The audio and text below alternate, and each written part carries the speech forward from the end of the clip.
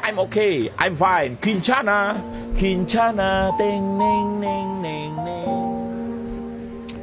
Ku menahan rasa sakit, rasa sakit. Guru memang diharuskan bisa apa-apa dan kesabarannya pun diuji.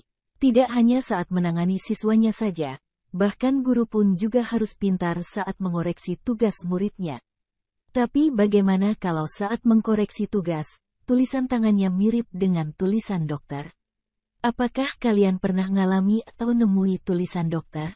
Inilah curhat guru pemilik akun TikTok @intiasari, saat mengkoreksi tugas siswanya yang ternyata tulisannya mirip dokter. Dalam unggahan, tampak tulisan dengan tinta hitam itu sangat tak beraturan dan abstrak. Murid itu seperti ingin menulis tulisan tegak bersambung dengan setiap huruf tak terputus. Namun bukannya rapi, malah tulisan itu cuma seperti garis lengkungan-lengkungan yang tak jelas. Bahkan dengan nada bercanda, guru tersebut mengatakan jika tulisan muridnya lebih bagus daripada dokter.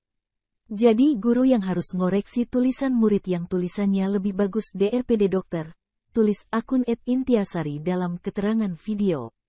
Dikiranya muridnya sedang terburu-buru sehingga tulisannya apa adanya hingga sulit untuk dibaca.